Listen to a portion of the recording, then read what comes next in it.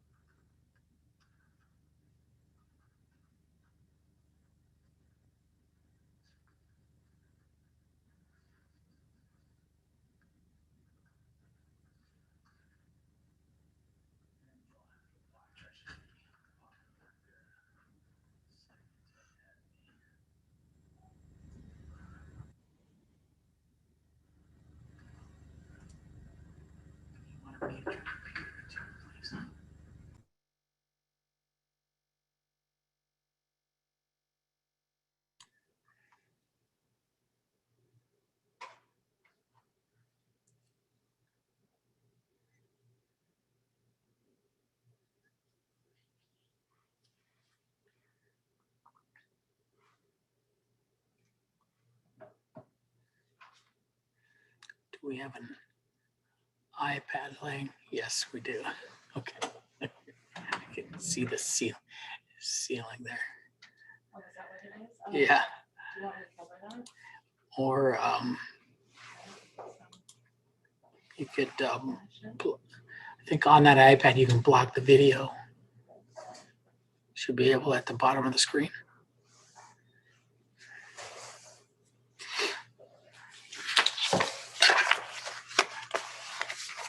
If not, just turn it over. Perfect. All right. Good morning. Do we have individuals ready to enter the courtroom? Yes, it's like 4 individuals ready to enter the courtroom. Do we have Justin Mickelson? Since Ms. Rife is present, let's go ahead and take him first. Are you ready to proceed, Ms. Rife?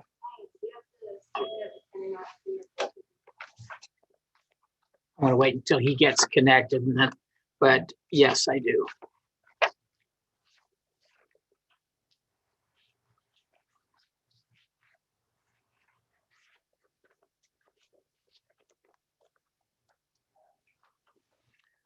All right, Mr. Mickelson, your microphone is muted, so if you could unmute that for us, we'll get started. This is Pasco Municipal Court. Today is February 10th, 2021. It is now 9:23 in the morning. In the courtroom with me today is Mr. Bell on behalf of the city, Ms. Rife on behalf of Mr. Mickelson. Mr. Mickelson, can you hear me all right, sir? Yes, Your Honor.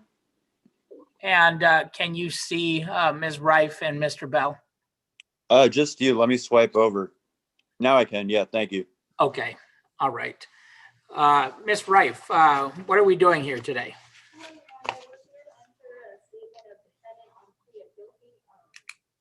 would like to note that Mr. Mickelson is a unique defendant for a couple of reasons, and I would just like to acknowledge that he has successfully turned his life around after a long period of treatment, and I think it's important to acknowledge that because it doesn't happen very often, but I did want to let the court know that he has done well, and we were able to reach an agreement with the prosecutor because of that. All right. Mr. Mickelson, I have received, it looks like via fax, a statement of defendant on plea of guilty. In this statement, there are some initials and a signature. Did you place these initials and signature on this document? Yes, Your Honor. And specifically, you understand you have a number of constitutional rights as a result of these charges. I'm going to go ahead and go over those rights with you at this time, so if you pay attention to the following. You have the right to a speedy and public trial by an impartial jury in the county where the crime is alleged to have been committed. You have the right to remain silent before and during trial and the right to refuse to testify against yourself.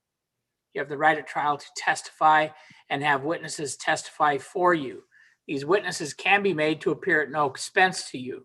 You are presumed innocent unless the charge is proved beyond a reasonable doubt or you enter a plea of guilty. You have the right to appeal a finding of guilt following trial.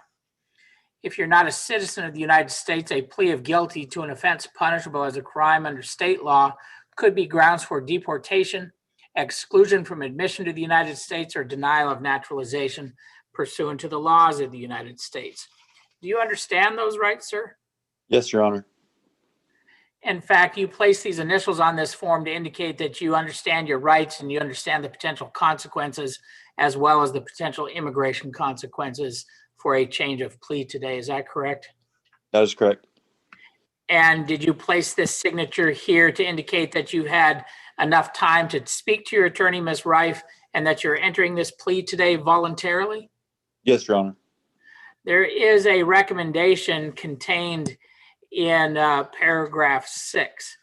You understand that I'm not required to follow that recommendation. If you plead guilty today, you do face up to the maximum penalty, which is 364 days in jail and a $5,000 fine. You understand that? Yes, Your Honor. Other than this recommendation, has anybody made any promises or threats to get you to plead guilty? No.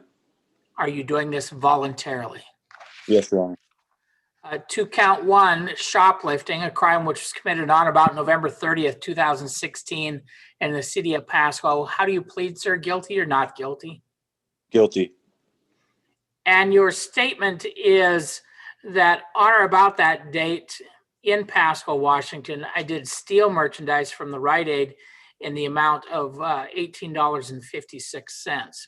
And when you say that you did steal them, do you mean that you took them without paying and they were items for sale? Yes, Your Honor. All right.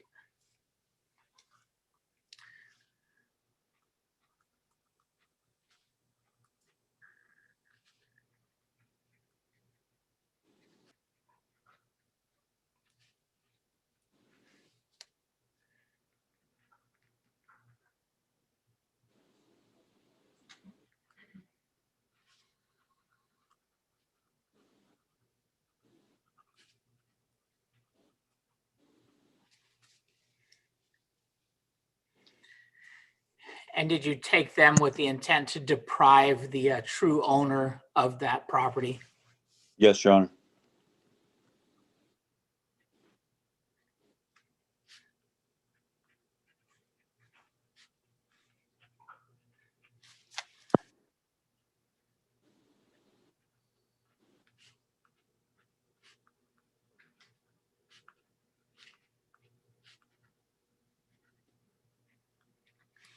With your permission, I'm going to add that additional language to this statement.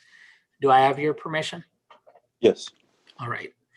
With that additional information, I will accept your plea of guilty and find there's a factual basis for the plea.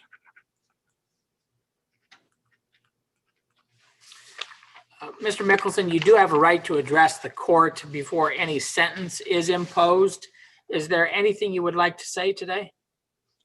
Just kind of along what my attorney said, like I take full responsibility for this, but I have done everything I can since then to turn my life around. I'm currently in drug court out here in Snohomish County. I have over a year clean and sober. I finished my treatment. I'm living in an Oxford clean and sober house. And I guess that's about it. And are you working anywhere, Mr. Mickelson? Yes, I am, Your Honor. What kind of work are you doing? It's waterproofing. I work for All Seasons Waterproofing and Drainage Company. And do you have the ability to make payments towards any legal financial obligations? Yes, I do. Do you support anybody besides yourself? Just myself right now. All right. And what's your average take home in a pay period, if that's every 2 weeks or every month? Lately it's been, I just got a raise, so like $600 a week. All right. I will take those into consideration. I have dismissed counts 2 and 3 pursuant to the plea negotiations. I'm not going to impose any jail time on the shoplifting pursuant to the agreement. I will impose a fine in the amount of $350. There is a $43 criminal conviction fee, a $150 court-appointed attorney's fees.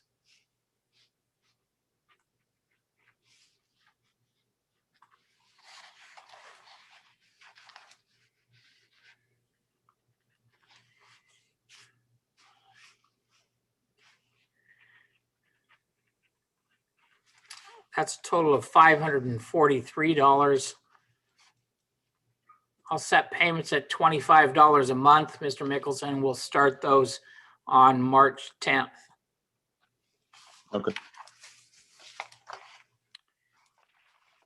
Mr. Mickelson, what is your current address? My current address is, oh my gosh, why am I forgetting my address right now? Hold 1 second here. I'm sorry. All right.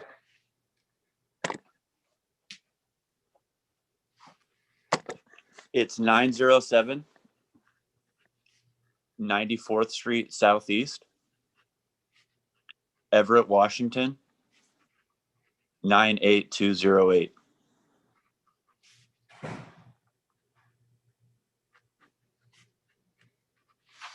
All right.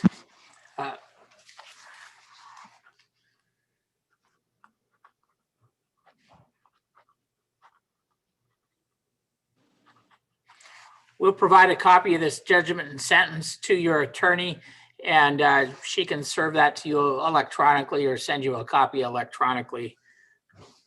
Okay.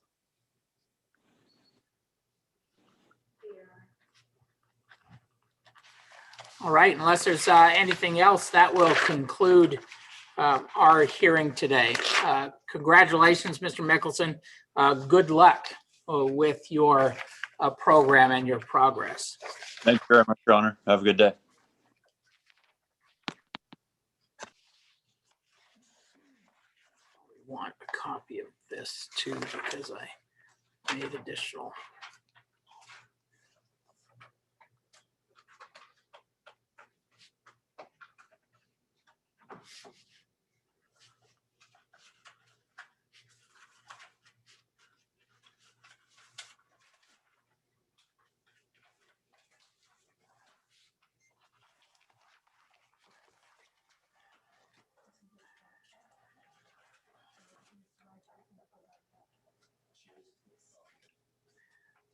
All right, and do we have Austin Cordes and Tony Meacham? Go ahead and let's admit those individuals.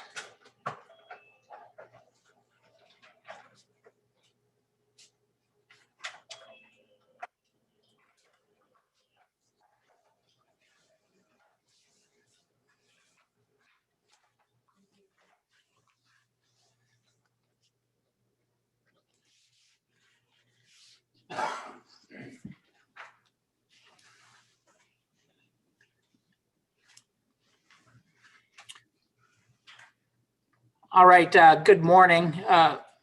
Mr. Cordes, are you able to hear me? Yes, sir. Morning, Your Honor. All right, good morning. And Attorney Meacham, are you able to hear me as well? You are currently muted. So I was using my phone, so I was hoping that would be better. Is that not better? I can hear you now, yes. Okay. All right, good morning. For the record, Mr. Bell is here on behalf of the city. He is in the courtroom with me today. Attorney Meacham is appearing remotely, as well as Mr. Cordes is appearing remotely. We are here today on a pretrial hearing.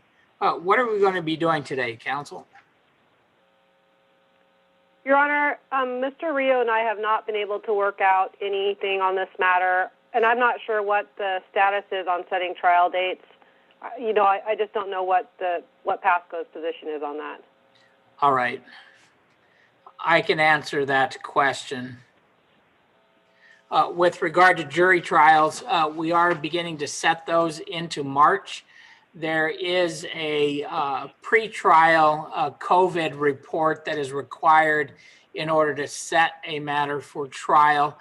That document is, I have it prepared and finalized today, and it will be on the city or the court's website for download on Friday or by Friday. It essentially indicates the number of days we intend the trial, or each party intends the trial to be, the number of witnesses you'll be calling, and that you've talked to your witnesses about the COVID-19 pandemic and can assert that nobody is currently suffering any symptoms or has been exposed. So those documents will be available. And in addition to that, there will be a declaration that counsel can provide to witnesses if counsel is not comfortable addressing the issue with each individual witness. Okay. You would be required to file the report on the trial readiness, which is the Friday before the trial, so that everybody is certain that we're doing this as safely as possible. That makes sense, Your Honor. And we are holding trials in person. And as I explained on my docket yesterday with a number of other attorneys in the courtroom at the time, with regard to witnesses testifying, I do believe it's important that defendants be able to see a person that is testifying. So they will be required to testify without a mask, but we do have available a face shield that they'll be able to wear while they are testifying. So with all of that said, we could set a trial date. The time for trial has been told during this pandemic up and through until essentially March 10th, which is the next date available for a trial. I think there are some scheduled on that day already. Is that correct, Mr. Bell? All right. So do you want to have a chance to discuss with Mr. Rio the time for setting a trial and reset this to set a trial date? Whatever Mr. Bell thinks is appropriate. Mr. Rio and I mean, he knows that's what we want to do, but whatever Mr. Bell feels is reasonable or Your Honor feels is reasonable would be what we would want to do. All right. Let me take a look at my calendar here just a moment.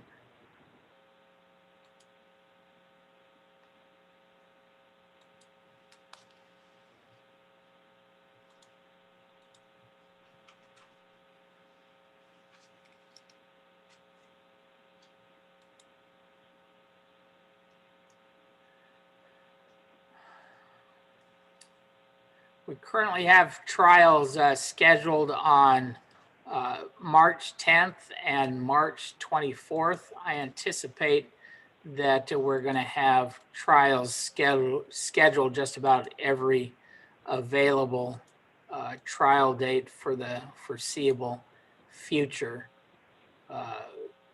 There's 6 set on the 24th. There are 1, 2, 3, 4, 5, 6, 7, 8, 9, 10 scheduled on April 14th. I think that what we're going to have to do is just select a trial date, and then you can communicate with Mr. Rio on the trial readiness docket. That makes sense, Your Honor. If you would just select a date that works, that you think looks less busy, I don't know if that's possible, but whatever works for you. I already have a trial scheduled March 10th, but any time after that's fine. Well, let's go ahead and we'll select and I'm assuming you would like this done as quickly as possible. I think for Mr. Cordes, that would be a good idea. He does need some closure here. We've kind of been lingering. why don't we set this for a jury trial on April 28th? Okay. That would make a trial readiness on April 23.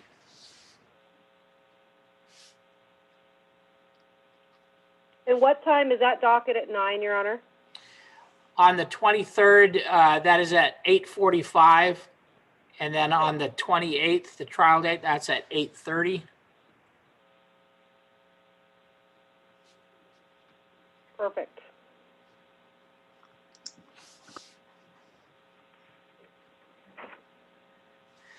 And with regard to that, there will be a discovery cutoff date that we will schedule for April 13th.